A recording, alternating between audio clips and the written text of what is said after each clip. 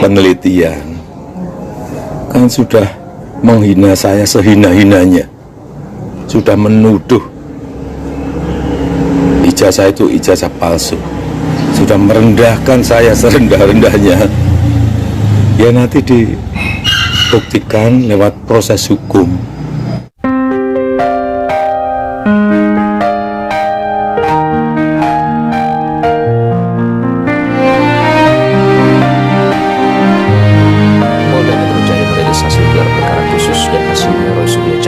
Berstatus tersangka kasus ijazah Jokowi. Lalu apa langkah yang akan ditempuh pihak Roy Suryo CS selanjutnya? Benarkah bakal mengajukan pra peradilan? Kebohongan yang terkuak di ujung tahun.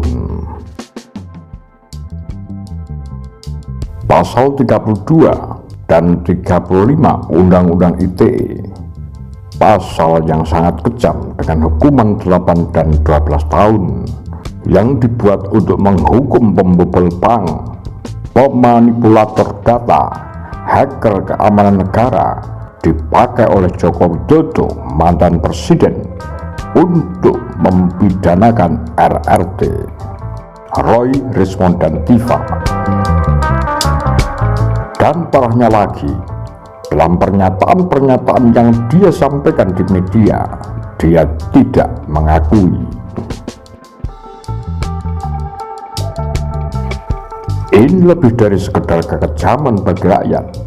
Lebih dari itu, dia telah membuat kegaduhan dan perpecahan di masyarakat, meningkatkan rasa saling curiga, dan yang paling mengerikan, dia melibatkan anak-anak muda sebagai termulu yang seharusnya menjadi aset bangsa, bukan sekedar berhenti menjadi termulu.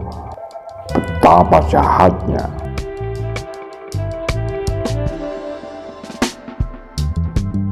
Ada yang dilupakan, ada biaya yang harus ditanggung oleh tubuh yang tidak dia sadari, biaya emosi yang menghantam imunitas tubuh. Biaya ini tidak tercatat di neraca keuangan, tidak tampak di laporan kekuasaan, tetapi perlahan menggerogoti pikiran, tubuh, dan sistem imun. Ia bekerja senyap, konsisten, namun kejam.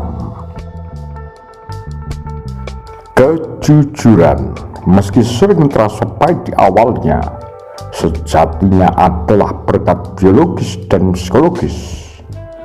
Saat seseorang jujur, pikiran berada dalam satu jalur, tidak ada cerita ganda, tidak ada ingatan yang harus disesuaikan, tidak ada kecemasan tentang kebohongan yang mana harus dipertahankan. Otak berada dalam kondisi koheren, tubuh pun relatif tenang. Sistem imun bekerja tanpa gangguan stres yang kronis.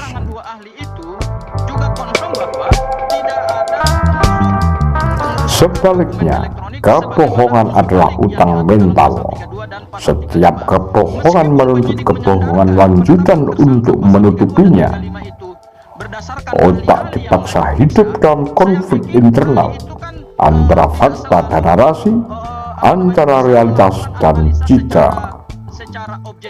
Dalam ilmu saraf dan psikoneuroimunologi, kondisi ini memicu stres kronis, kortisol naik, peradangan meningkat, dan sistem imun perlahan melemah.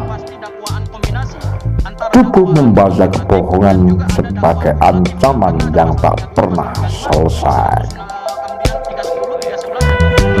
Dalam konteks Joko Widodo, polemik yang tak kunjung usai, terutama soal ijazah, bukan sekadar perkara hukum atau politik. Ia telah merubah menjadi beban emosi kolektif, dan lebih dalam lagi, beban psikobiologis bagi subjek utamanya. Sampai sekarang penyidik belum. Setiap klarifikasi yang setengah, setiap transparansi yang tertunda, setiap narasi yang berubah-ubah, menambah lapisan stres baru, bukan hanya pada publik, tetapi pada diri sendiri. Masalahnya, tubuh tidak bisa diajak berbohong. Pikiran boleh merekayasa cerita, aparat boleh mengatur prosedur, media boleh membingkai narasi, tetapi sistem imun hanya mengenal satu bahasa, kejujuran biologis. Ketika seseorang terus hidup dalam ketegangan mempertahankan kebohongan, tubuh akan menagihnya dalam bentuk kelelahan, penyakit autoimun, inflamasi kronis, atau kerusakan kesehatan yang tampak tidak ada sebabnya. Yang mungkin bisa dikenakan. Di titik ini, berbohong menjadi jauh lebih mahal daripada jujur. Saya kira ini prosesnya untuk ini adalah mahal secara mental, bahwa ini mahal secara emosional, dan mahal secara biologis. mengumpulkan Kejujuran mungkin menjatuhkan citra sesaat, saya kira dua hal itu saja. tetapi ia menyelamatkan integritas diri. Bisa disampaikan kalau kita Kebohongan mungkin menyelamatkan kekuasaan sementara, mereka pasti akan tetapi ia menghancurkan ketenangan jiwa dan daya tahan tubuh. Sejarah berulang kali menunjukkan kekuasaan bisa dipertahankan dengan manipulasi, tetapi kesehatan dan ketenangan hidup hanya bisa dirawat dengan kejujuran. Pada akhirnya, bukan pengadilan yang paling keras, melainkan tubuh sendiri yang akan memutuskan vonisnya.